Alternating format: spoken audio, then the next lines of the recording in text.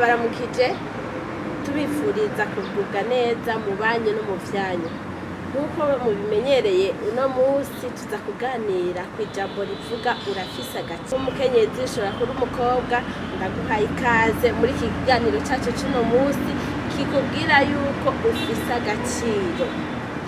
Ni ibintu vyinshi bidukurako agaciro, ibintu vyinshi bihungabanya agateka k'umukenyezi canke k'umukobwa mu kumukurako agaciro mu kibano, aho tubaye, aho dukorera, ku bavyeyi bacu, ku bagabo bacu, ndetse ahantu hose tuba hari ibintu vyinshi bituma umukenyezi canke umukobwa, bituma agaciro kiwe kamuvako.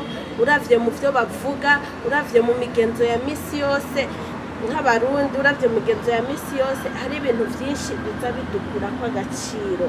Hari indirimbo ivuga ati Imana yandiye yangize umukobwa yingira umuhungu nateye igitoki. Iyo ndirimbo ndiko ndayumva sinryoherwa na gatoyi. Imana ntiyaturiye twebwe abakenyezi, Imana ntiyaturiye twebwe abakobwa. Turafise agaciro kandi kacu nta muntu n'umwe yemerewe kukadukurako. Ndakuzaniye inkuru nziza ivuga iti urafise agaciro. Imana yaraduteye iteka, Imana yaratugiriye neza, Imana yaraturemye mu buryo butangaje. Mwibuke yuko no kugira urungike umwana wa Yesu Kristo aze ngaha mw'isi kuducungura yabicishije mu mukenyezi. Abakenyezi Imana yaratugiriye neza, abakenyezi Imana yaturemye mu buryo butangaje. Agaciro turagafise kandi Imana yaraduteye iteka rinini. Ndashaka ndababwire mwibuke mu ijambo ry'Imana, Imana kugiriremo umukenyezi vyabaye ibintu bikomeye cyane. Ntiyamuremye mu vyondo, oya. Imana yarabanje isinziriza Adamu, imutera anesthesi generale. Mw'itanguriro barabitubwira neza yuko yamusinzirije ubutikoma.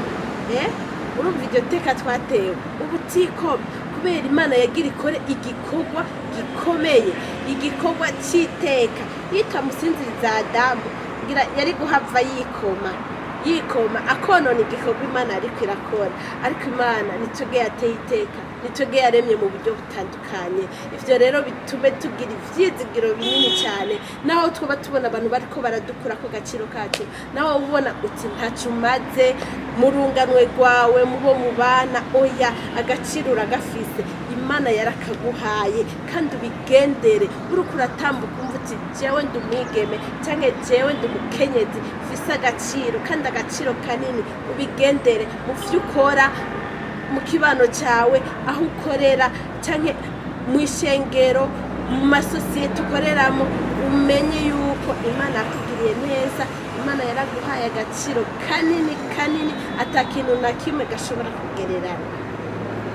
Abakenyezi Imana umva ntaco itakoze, turi ihembe rihetse amavuta, turi urungano rwatoranijwe.